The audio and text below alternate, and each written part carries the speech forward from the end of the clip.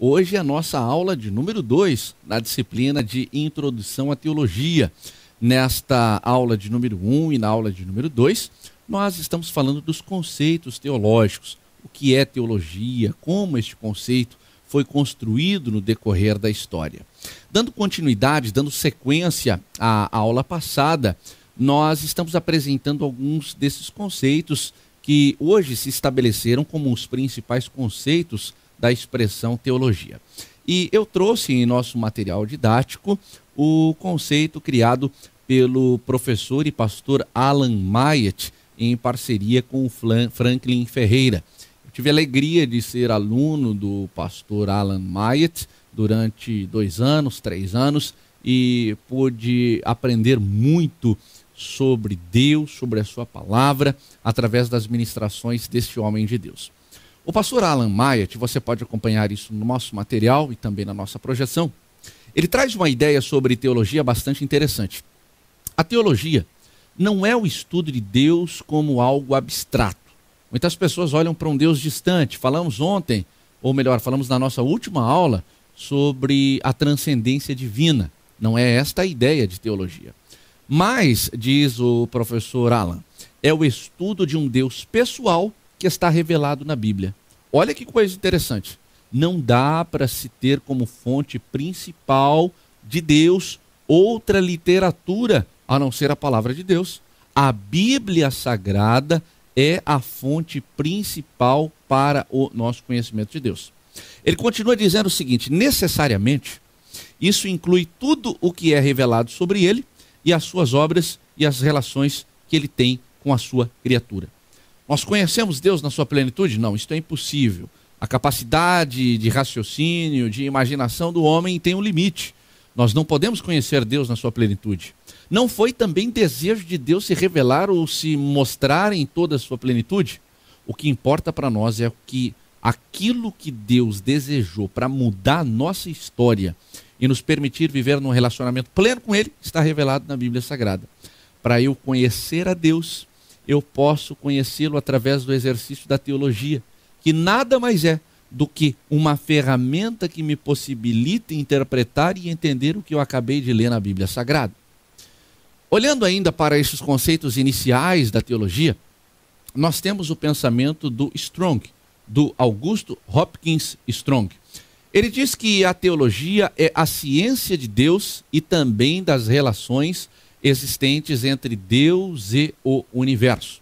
Um entendimento bastante simples também de nós compreendermos, não é tão complexo, não é tão difícil, não é tão absurdo assim. Uma ciência, uma ferramenta, uma possibilidade que nos capacita chegar ao entendimento de Deus e, sobretudo, das relações que este Deus tem com a sua criação ou com o próprio universo. Nós temos também uma outra ideia a respeito da teologia do Wayne Grudem, um teólogo respeitável, de credibilidade muito interessante. O teólogo Wayne Grudem, ele diz que a teologia é o estudo de Deus e de todas as suas obras. Ou seja, uma ideia também simples de nós assimilarmos. Uma ferramenta que nos permite pensar sobre Deus e sobre tudo o que Ele criou. Quando nós vamos um pouquinho adiante neste pensamento, nós também temos uma outra ideia do Charles Hodge. E eu apresento, você acompanha aqui na nossa projeção, uma sugestão de leitura bastante interessante, que é a Teologia Sistemática do Hodge. Ele diz que a teologia não é somente a ciência de Deus, nem mesmo a ciência de Deus e do homem. Mas ele afirma o seguinte: ela dá conta das relações entre Deus e o universo. Eu acho interessante esse pensamento do Hodge, porque ele vai um pouquinho na contramão, ele é um pouquinho diferente do pensamento mais comum sobre a teologia. Geralmente a ideia básica, inicial que nós temos da teologia é de uma ciência que estuda Deus, e o Hodge ele já parte da seguinte ideia: não é uma questão de se estudar a Deus, não se estuda Deus no pensamento dele, mas se estuda todas as formas desse Deus se relacionar conosco. Por isso é importante para nós entendermos os vários pensamentos, os vários aspectos, as várias ideias que se tem a respeito da teologia. Um outro pensamento que nós temos é que esta teologia, ela passa por 3 possibilidades. Quais são estas possibilidades para a teologia? Em primeiro lugar, a teologia tem como premissa que Deus é um ser real e que se relaciona com o universo. Deus não é fruto de imaginação, Deus não é uma coisa imaterial, Deus não é uma realidade apenas mística, vamos dizer assim.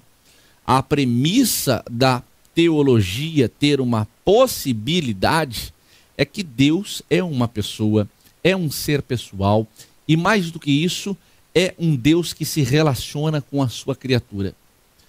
Olha que coisa linda. Este Deus que eu estudo, revelado na Bíblia Sagrada, se relaciona comigo, conversa comigo, fala comigo, dialoga comigo, interfere na minha vida, controla os meus passos. As pessoas que pensam qualquer coisa diferente de teologia é porque ainda não tiveram a experiência de entender o seu real significado. A teologia é a ferramenta que me leva perto de Deus, que me faz enxergar o próprio Deus do meu lado, andando ao meu lado, cuidando da minha vida, interferindo na minha vida, se relacionando diretamente comigo. Assim como eu me relaciono com o cônjuge, com um filho, com o pai, com uma mãe, com uma pessoa, eu posso me relacionar com Deus. Vamos ser bem práticos aqui? No relacionamento existe conversa, no relacionamento existe diálogo. Você conversa com pessoas, você fala com pessoas, você interage com pessoas. Por que com Deus a gente não se relaciona? Quantos de nós, quando estamos alegres, tomados pelo Espírito Santo, não entramos no nosso carro, no nosso automóvel, começamos a conversar com Deus? Coisa linda é falar com Deus. Às vezes eu estou dentro do carro, estou andando nas ruas da cidade e eu me pego conversando com Deus, falando com Deus, o vizinho, a pessoa que está passando do lado, olha para mim e pensa, pronto, esse rapaz, ele tem algum problema, ele não consegue, falando sozinho, não, estou falando com Deus. Ele é uma pessoa, eu falo com ele, eu converso com ele. Aí tem aquela turma do contra. Essa turma do contra sempre teremos conosco. Embora este não seja um texto de um versículo, mas encontrei um irmão que disse que esta afirmação é tão boa que deveria ser um versículo.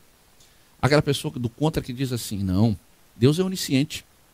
E uma das características da onisciência de Deus é que ele conhece, ele sabe de todas as coisas na sua plenitude. Então, se ele sabe de todas as coisas, eu não preciso falar com ele.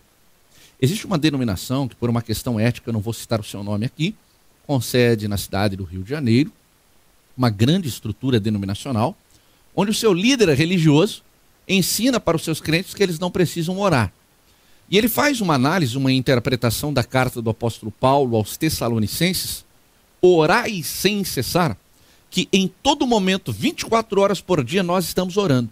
Se nós estamos orando de forma que não tenha uma pausa, não tenha uma parada, obrigatoriamente eu estou falando com Deus a todo momento. Se eu estou falando com Deus e Ele é onisciente, eu não preciso parar, abrir minha boca e falar com Deus, conversar com Deus. Um absurdo, uma heresia, um pensamento completamente equivocado daquilo que foi estabelecido pela palavra de Deus. Deus, como um ser real, verdadeiro, pessoa, conversa comigo. E aqui tem um detalhe interessante. Nesse relacionamento não sou só eu que falo, Ele fala. Nós temos uma ideia, muitas vezes equivocada, de oração. Os crentes dobram seus joelhos, tomam uma posição de reverência diante de Deus e começam a falar com Deus. Mas não estão aptos a ouvir a voz de Deus. Porque num relacionamento onde um só fala, esse relacionamento está doentio, não é sadio, não existe uma saúde nesse relacionamento. A preocupação de todos esses pensadores, pastores, teólogos, na construção de um conceito sobre teologia, são unânimes em dizer que o ser humano se relaciona com Deus. O ser humano fala com Deus, mas o ser humano também ouve a voz de Deus. Como teólogos, nós precisamos entender que o nosso coração, a nossa audição, deve estar aberta sim para ouvirmos a palavra de Deus. Em segundo lugar, você acompanha conosco em nossa projeção, a teologia é completamente possível porque a mente humana é capaz de conhecer a Deus e perceber a relação que esse Deus desenvolve com o universo. Nós falamos em alguns momentos, e vamos falar no decorrer deste curso, em especial na disciplina de Introdução à Teologia, que a teologia não pode ser olhada como uma irracionalidade, como uma ação irracional. Nós não somos tomados por um poder desconhecido que tira a nossa capacidade de gerenciamento e controle das faculdades mentais. Ninguém perde o controle quando conhece Deus. Não entramos num transe completamente descontrolado. Negativo. As nossas faculdades mentais, o nosso raciocínio nos permite chegar ao entendimento de Deus e compreender que Deus interfere na vida do ser humano. Estão tentando ensinar por aí que Deus não interfere, que Deus criou o mundo e deixou o mundo se desenvolver. Conheci uma corrente teológica muito forte no sul do Brasil que prega, por exemplo, que Deus é o autor da teoria absurda da evolução das espécies. Essa gente está pregando por aí o seguinte: Deus, quando criou o homem, Deus, quando criou o universo, Deus, quando criou a terra, ele criou aquela partícula de extrema complexidade e a largou e a abandonou. E o ser humano é fruto de uma evolução, de uma matéria que, através dos seus processos de complexidade, chegou até o homem. Isto é um absurdo. Isto não se encaixa na nossa fé e na nossa cosmovisão cristã. Deus pode ser compreendido pela nossa razão. E a nossa razão não exclui a possibilidade de conhecermos Deus. Mas tem uma turma que gosta de discutir com crente. Você pega, por exemplo, esse pessoal que se julga conhecedor e ter domínio das ciências. Quando eles começam a discutir conosco, uma das perguntas clássicas do mundo não cristão é a seguinte: você pode provar que Deus existe? Você pode provar que você se relaciona com um Deus que você tem muita dificuldade de provar que ele existe? E tem muito crente nessa hora que fica com medo, chora, liga para o pastor, pega o telefone, pede socorro para todo mundo, porque não está preparado, capacitado para trazer as respostas. Eu não estou dizendo também que nós temos a resposta para tudo. Tem crente que ele acha que tem que ter a resposta para tudo. Não, não é assim que nós agimos. Primeiro que a nossa fé, ela não está sustentada por intermédio de provas. Até porque a Bíblia em nenhum momento prova que Deus existe. Me mostre um texto na Bíblia Sagrada que tenha a preocupação de provar que Deus existe. A Bíblia já parte do princípio, em Gênesis do capítulo 1, versículo 1, que Deus existe e ponto final. Tem crente que fica preocupado e vai para a internet e entra em grupos de discussão, em fóruns na internet, nas redes sociais, tentando provar que Deus existe. Pare com isso. Deus não tem esta preocupação de ficar provando que ele existe. Mas nós somos afrontados, somos questionados por essas pessoas que nos perguntam: prove que Deus existe, para que desta forma você consiga me convencer que você se relaciona com ele. Eu não preciso provar que Deus existe. Tem crente fazendo curso de física, de química, de bioquímica, de não sei mais o que, de física quântica, para tentar provar que Deus existe. Aí você vai me perguntar: Eliel, então nós vamos ficar sem respostas para essa gente? Essa gente tem razão quando afirma que existe uma impossibilidade de nós nos relacionarmos com Deus. Então preste atenção rapidamente. O mundo científico, para você ter uma ideia, considera 23 hipóteses da origem da existência do mundo. O que eu estou querendo dizer com isso? Existem existem 23 escolas no mundo científico que buscam trazer uma resposta para a origem do universo e para a origem do homem. 23 explicações diferentes, tentando provar de onde eu e você viemos. Destas 23 teorias, 2 são mais conhecidas. A primeira, a evolução das espécies proposta por Darwin. A segunda, a teoria do Big Bang, da grande explosão que fez de uma matéria concentrada em um único ponto explodir e se expandir no decorrer da história da humanidade. Aí essa gente que não tem com o que se preocupar e gosta de brigar com crente, olha para a gente e diz o seguinte: nós temos um argumento para provar para vocês que o mundo tem uma origem e que pode ser comprovado pela ciência. Nós temos uma fundamentação científica para provar algumas coisas para você. E vocês vêm com essa história de que não pode provar que Deus existe? Como sair dessa situação? Como responder a esses argumentos e a estas afrontas? Simples. Eu não posso provar que Deus existe. Mas eu posso desconstruir tudo que a ciência tenta colocar goela abaixo como verdade. Por exemplo, você não precisa ser um cientista, você não precisa ser um estudioso de física para conhecer a incoerência da teoria do Big Bang. Quando você está nos bancos escolares, lá nas aulas de ciência, e geralmente você faz na 7ª série, você aprende um fenômeno na disciplina de física chamada de entropia. A entropia é um fenômeno que talvez você conheça não por esse nome. Entropia é um fenômeno da física que diz o seguinte: toda a matéria, tudo o que existe, tende-se a desestruturar-se na história. O que a física nos ensinou quando a gente fez a 7ª série? Você compra um carro, o seu carro vai ficar mais velho cada dia que passar. Isto é entropia. Você compra uma roupa, essa roupa vai ficar mais velha à medida que o tempo passar. Isto é entropia. Nós vamos morrer mais velhos. Ninguém morre de infância.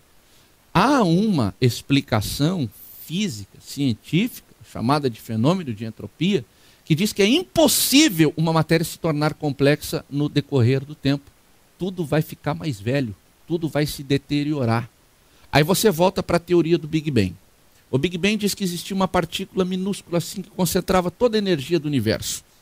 Já é difícil da gente entender isso, mas vamos imaginar que isso fosse possível. Vamos ajudar os defensores dessa teoria. Tá bom, era possível. Aí eles dizem assim, teve uma explosão. E essa explosão espalhou esta matéria, esta energia no mundo, e esta energia foi ficando mais complexa, as pecinhas foram se encaixando, e aí surgiu a terra, os peixes, os animais, o homem. Meu irmão, que coisa absurda de se entender. Aí você olha para essa gente e diz o seguinte, tá bom. Aí você já parou para pensar em coerência que o mundo científico que você está usando para sua justificativa explicar, nada fica mais complexo, tudo se deteriora, a terra está se deteriorando, o homem se deteriora, os bens que são produzidos pelo homem se deterioram, a própria terra se deteriora. Pronto, você derruba uma teoria científica como essa.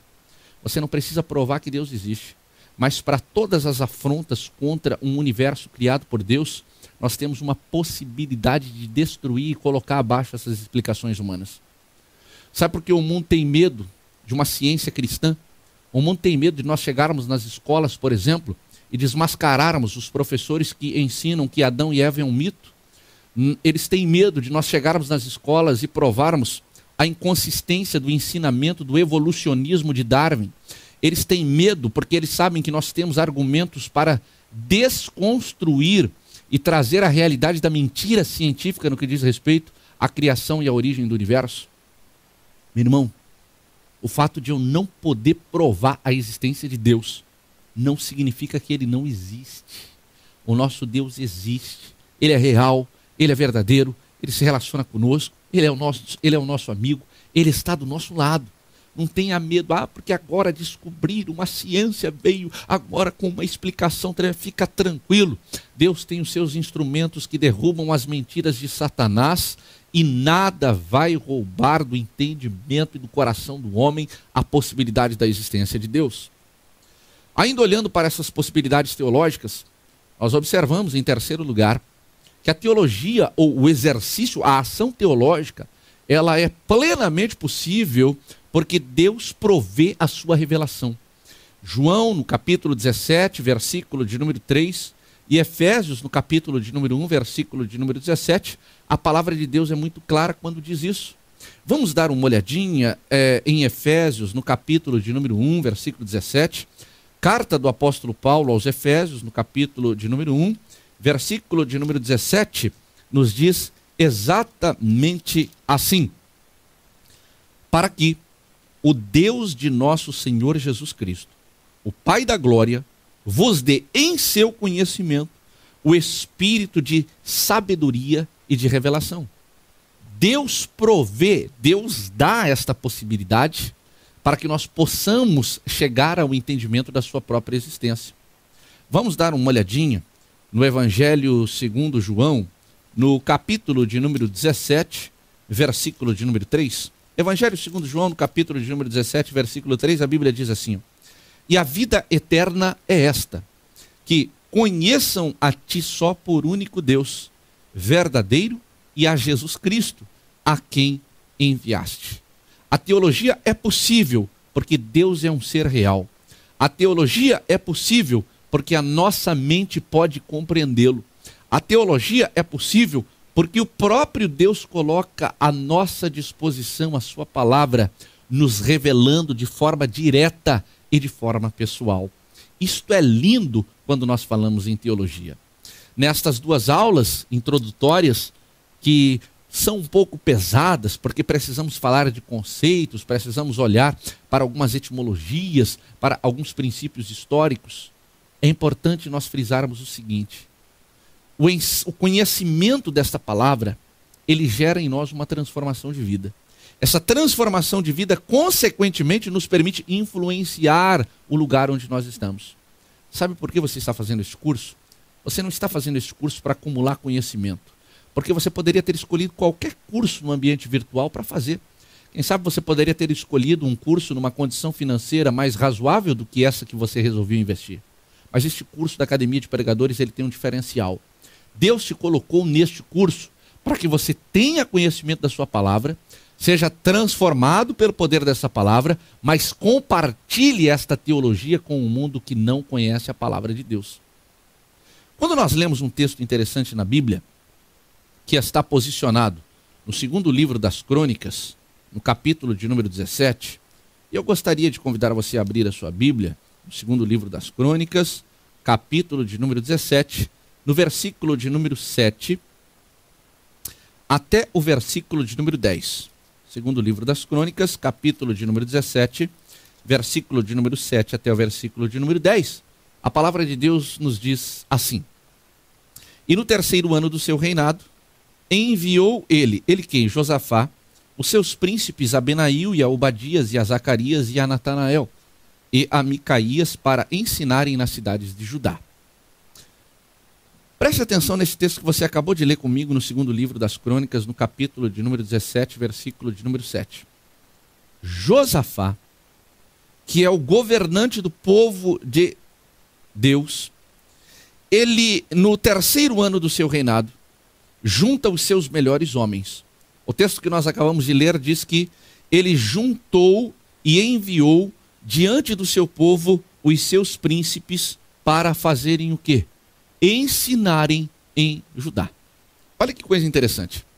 A prática do conceito que nós acabamos de ver nessas duas aulas, a prática da teologia, consequentemente nos leva ao ensinamento da palavra de Deus.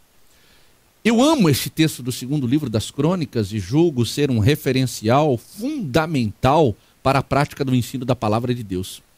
Josafá, como governante do povo de Judá, poderia ter tomado outras iniciativas, quem sabe reunido este povo em um grande ajuntamento comunitário. Não. Ele escolheu os seus melhores.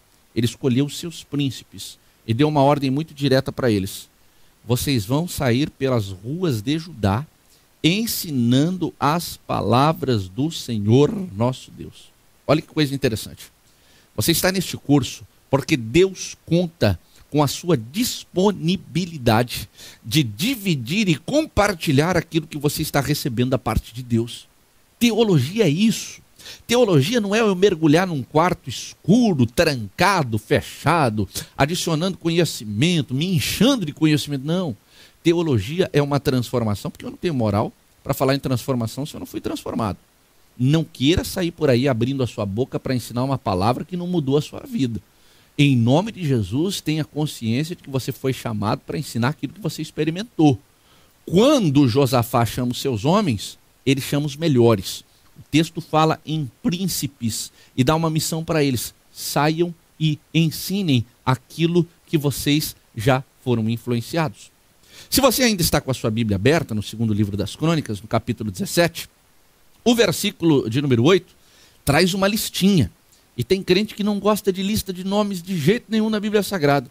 Eu já vi muitos crentes que chegam para mim e dizem assim: Eliel, a gente não gosta muito de ler a Bíblia, porque quando chega ali no livro das Crônicas, é um nomezinho embaixo do outro, assim, aí eu pulo aquela parte, porque aquilo ali não quer dizer nada com nada para mim. Não entende o valor de uma genealogia na Bíblia Sagrada. E você vai aprender nesse curso, nos outros cursos, aqui na Academia de Pregadores, o valor de uma genealogia bíblica para uma lição espiritual profunda na sua vida. Quando você lê o versículo de número 8, você observa que a Bíblia traz uma relação de nomes e diz que os príncipes foram ensinar o povo. E com eles, junto com os príncipes, foram os levitas. Aí ele diz o nome deles: Semaías, Netanias, Zebadias, Azael, Semiramote, Jonatas, Adonias, Tobias e Tobi Adonias. E com estes levitas também os sacerdotes, Elisamá e Georão. Foi um grupo grande de pessoas pelas ruas ensinando as palavras da lei do Senhor. Quando você lê o versículo 9 do segundo livro das Crônicas, capítulo 17, a Bíblia Sagrada diz exatamente assim para você. E eles ensinaram aonde? Em Judá. Levando consigo o quê? O livro da lei do Senhor. E foram a todas as cidades de Judá, ensinando entre todo o povo. Olha que coisa interessante. Para quem gosta de defender o ensino bíblico na casa do Senhor. Eles levaram o livro. Eles levaram o livro da lei do Senhor e foram por todas as cidades ensinando entre todo o povo. Houve ensino da palavra de Deus, houve prática teológica na vida e na existência dessas pessoas. Qual foi a última vez que você viu a tua igreja saindo pelas ruas da cidade ensinando o livro? Nós somos espertos em distribuir material. Porque material é fácil, você pega um fardo de folheto na sua igreja, sai distribuindo um para um, assim como você distribui propaganda do açougue, da padaria, do posto de gasolina, isso é fácil. Até quando eu falo de distribuição de literatura, eu conto uma experiência que eu tive na cidade de Brasília, quando eu estava no plano piloto. Quem conhece a cidade de Brasília, ali na rodoviária, no eixo central de Brasília, eu estava num domingo à tarde distribuindo folhetos com uma equipe de evangelismo, e o líder da equipe deu uma meta para que cada um de nós distribuísse tantos folhetos. Eu não me lembro exatamente quantos folhetos eram, mas vamos imaginar aqui que alguma coisa em torno de 100 folhetos, pelo menos, cada integrante daquele momento evangelístico deveria entregar. E eu tive duas experiências muito interessantes naquele domingo à tarde. A primeira, quando eu entreguei um folheto a um senhor, aquele senhor olhou para mim e disse: o que está escrito neste folheto e por que você me entregou esse folheto? Eu não tinha lido aquele folheto, eu lá sabia o que estava escrito naquele folheto. E quando eu olhei para a mensagem do folheto, era um texto que eu não conhecia, não sabia, não tinha palavra nenhuma. E aquele senhor devolveu o folheto para mim e disse o seguinte: o dia que você souber o que você está me entregando, eu vou parar para te ouvir. Mas se nem você sabe que você está me entregando, não perca o seu tempo de me entregar. Pensa num crente que sentiu vontade de ser arrebatado sozinho naquela hora, fui eu. Como é que você entrega uma mensagem que nem você conhece? Aí eu aprendi que antes de entregar folheto, a gente precisa ler o folheto. A gente precisa entender as perguntas que vão ser originadas no folheto. Isso é teologia. Teologia para a equipe de evangelismo da sua igreja. Teologia não é clubinho de intelectual que fica discutindo coisas que os outros não conseguem discutir.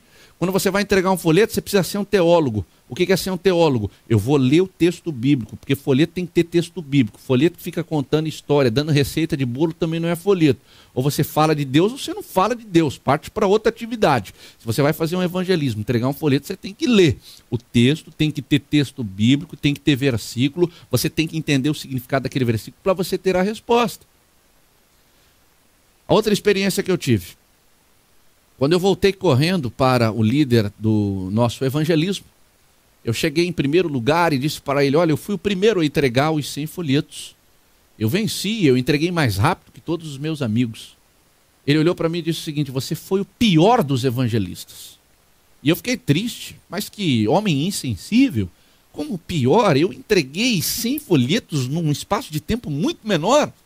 Ele disse: você foi o que menos se interessou pelas pessoas que você entregou essa palavra. Porque você só entregou, você queria se livrar da sua cota, você queria se livrar da sua meta. Olha para aquele irmão, e eu olhei para um irmão de idade, um sol caustigante na cidade de Brasília, uma seca terrível. Ele disse: aquele homem não está preocupado com o número de folhetos que ele vai entregar. Ele está preocupado com o número de pessoas que vão parar para ouvi-lo. Ele está preocupado com o número de pessoas que ele vai poder, de fato, compartilhar a sua experiência. Quando a gente fala em teologia, a gente fala de uma possibilidade de ensinar uma pessoa a viver aquilo que nós estamos vivendo. Foi com este objetivo que Josafá separou aqueles homens naquele momento importante. Vocês não vão sair por aí entregando xeroques ou pedaços de versículos da lei do Senhor. Vocês vão ensinar eles. Ensinar o quê? Ensinar a viver aquilo que vocês estão vivendo. Você está ensinando o que você está vivendo? Você está ensinando para as pessoas que estão do seu lado o que você está vivendo? Ou você é daquele tipo de vizinho que seu vizinho olha para você e fala assim: ó, se for para ser crente igual a você, eu quero passar longe de você. Se for para ter uma prática de vida semelhante à sua, eu não quero ser crente jamais. Mas olha como Deus nos visita neste curso médio em teologia. Voltando ao texto, no segundo livro das Crônicas, no capítulo 17, versículo de número 10. A Bíblia diz que veio o temor do Senhor sobre todos os reinos da terra, que estavam ao redor de Judá e não guerrearam mais contra Josafá. O ensino da palavra de Deus trouxe temor. O dia que a igreja entender que ela precisa ensinar, haverá temor nas nações que estão ao nosso redor. Hoje, os brasileiros não respeitam a igreja evangélica brasileira. Não há temor, não há respeito, não há reverência. Os mais velhos poderiam, com muito mais propriedade do que eu, se lembrar de um tempo que mesmo os não crentes, aquelas pessoas que discordavam da nossa fé cristã, eles passavam nas portas dos nossos templos, eles olhavam para nós e eles nos respeitavam. Crente podia comprar fiado. Crente podia anotar o seu nome no caderninho, porque o dono da mercearia, da venda do supermercado, sabia que no dia 30 ele ia voltar para pagar. Nós éramos conhecidos como pessoas de credibilidade, que cumpria com a sua palavra. Nós éramos conhecidos pela nossa honestidade, pelo nosso comportamento exemplar. Crente de verdade não brigava. Crente de verdade não ia para a rede social usar termos e palavras de baixo calão.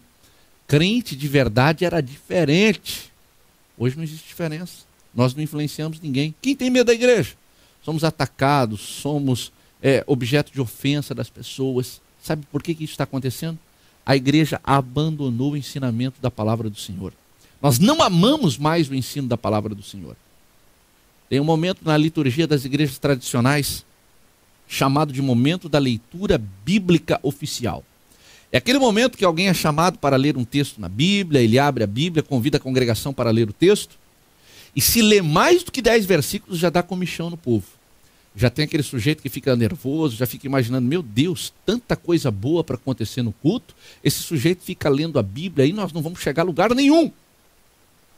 Infelizmente, nós não temos mais paciência para a palavra de Deus. Nós lemos livros, enciclopédias, comentários bíblicos, mas nunca lemos a Bíblia uma vez sequer. Eu conheci um irmão na cidade do Rio de Janeiro, que estava testemunhando num culto de ensino da sua igreja, que ele havia lido a Bíblia muitas vezes. Eu não me lembro exatamente, mas era um número absurdo, algo superior a 50 vezes. E a igreja eufórica começou a glorificar a Deus, e as pessoas olhavam para o lado, para o outro, e diziam, olha que coisa linda, ele já leu a Bíblia mais de 50 vezes. Eu era um adolescente, e o pastor que estava do meu lado olhou para mim e disse assim, Eliel, era melhor ele ter lido uma vez só e colocado em prática na vida dele, do que ter lido 50 vezes e nunca ter colocado em prática o que ele leu.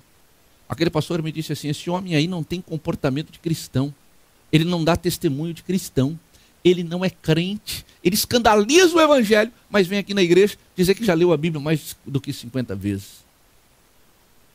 Mais importante do que você ler a Bíblia 50 vezes, vale a pena você ler a Bíblia uma vez só e acreditar que os ensinamentos da sua palavra podem transformar o seu coração e a sua vida de forma real. Podem verdadeiramente escrever uma nova história na sua vida.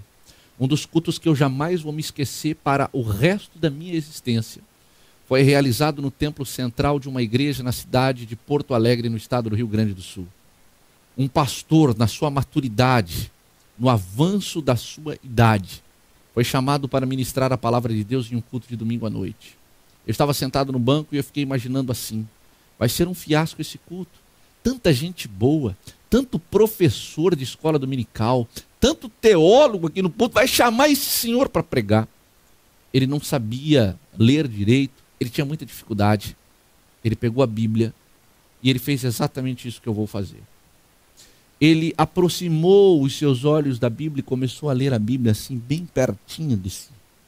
E à medida que ele lia com muita dificuldade, ele tinha dificuldade de enxergar, ele não sabia direito ler. Ele leu um capítulo inteiro da Bíblia. Eu quase caí duro no banco onde eu estava. Eu fiquei imaginando tanto pregador bom, a igreja lotada, e vai me trazer um homem desse para ficar lendo a Bíblia aí em cima do púlpito. Meu irmão, ele leu um capítulo, 2 capítulos, 3 capítulos.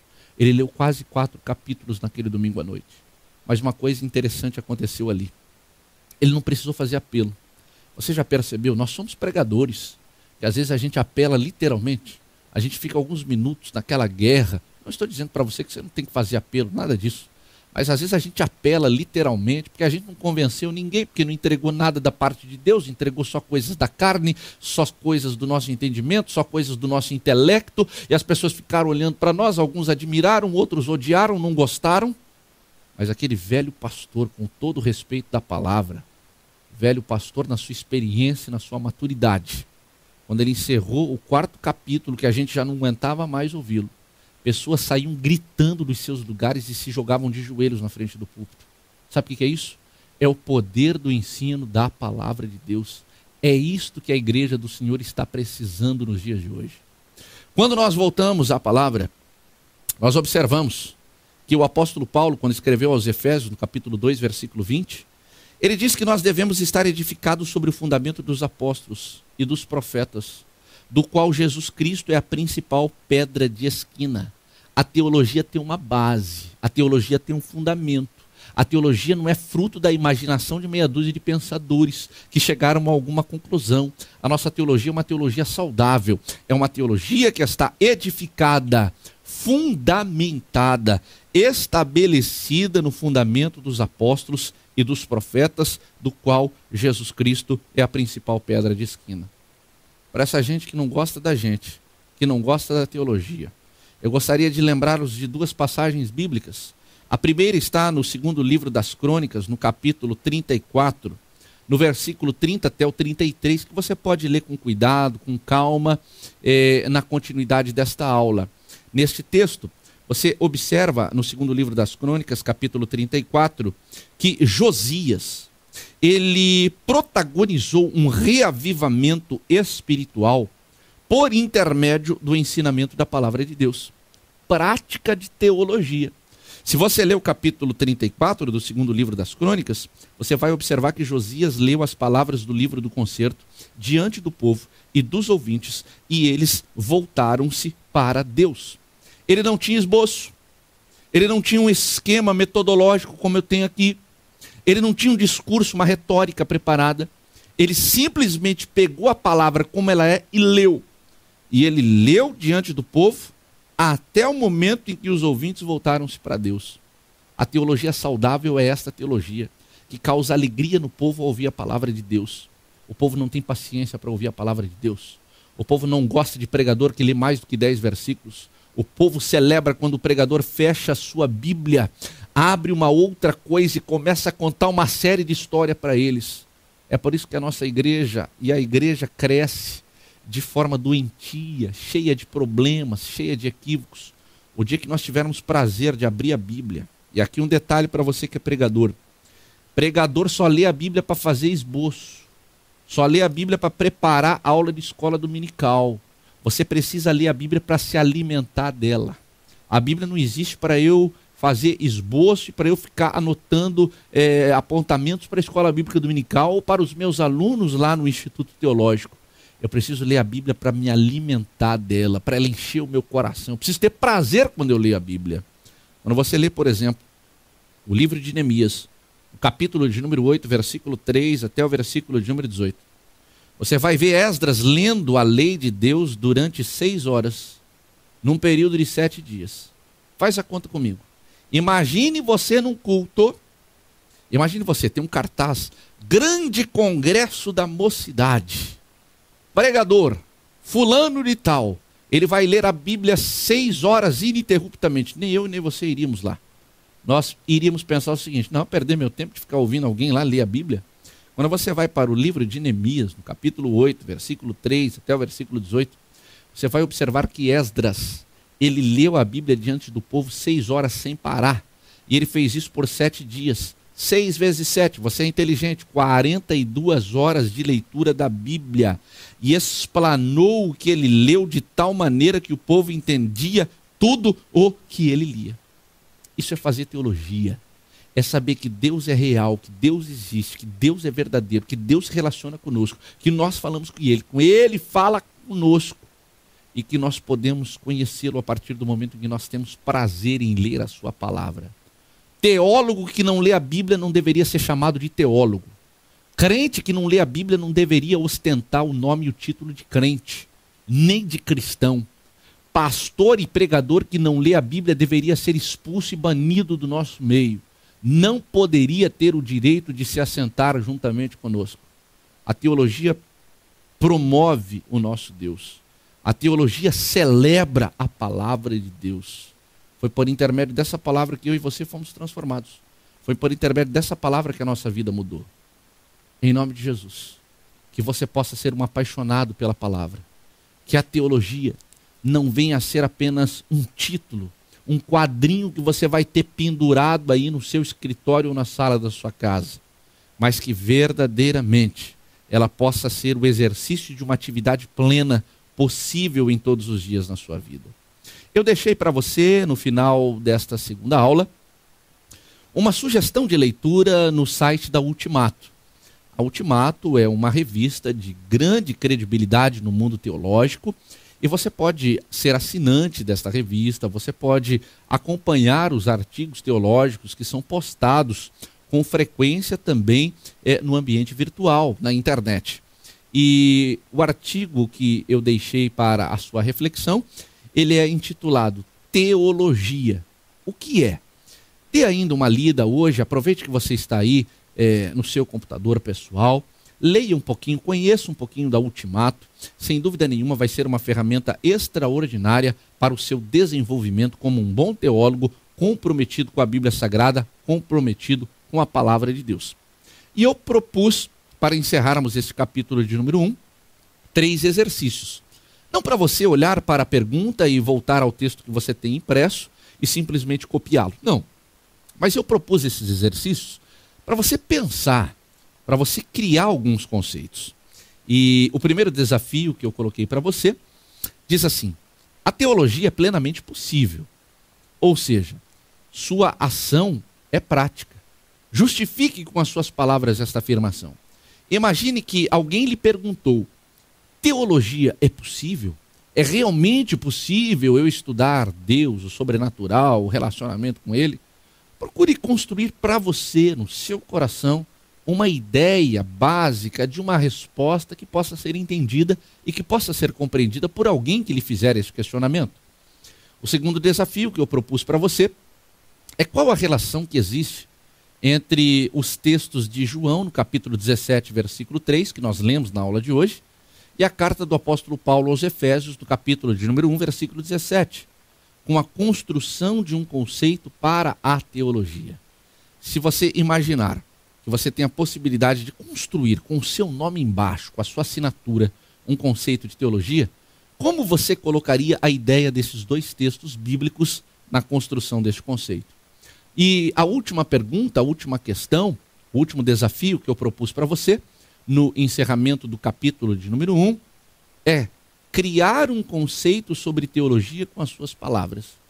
Você teve a base de muitos teólogos conhecidos que entraram para a história, mas se alguém lhe perguntar na igreja, imagine uma criança, eu gosto de pensar nas crianças, porque as crianças nos fazem perguntas desafiadoras e nós precisamos ensinar para elas através de uma linguagem que elas entendam e que elas possam compreender de forma plena.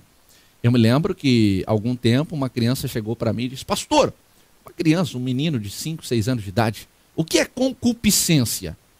Como você vai explicar um termo como esse para uma criança de 5, 6 anos de idade que nem sabe o que ele está fazendo aqui no mundo ainda? Mas nós precisamos daí, nesse momento, primeiro, não deixar essa criança sem resposta. Não é porque ela é criança que ela não vai ter resposta. E nós somos obrigados, somos forçados nesse momento a dar uma resposta mais clara, mais objetiva, mais direta.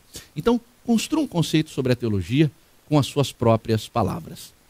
Que Deus te abençoe sempre em nome de Jesus e até a nossa próxima aula, até o nosso próximo encontro, se Deus quiser. Foi uma alegria para a Academia de Pregadores tê-la conosco neste primeiro momento, neste primeiro capítulo da disciplina de Introdução à Teologia. Que Deus o abençoe, a abençoe em nome de Jesus.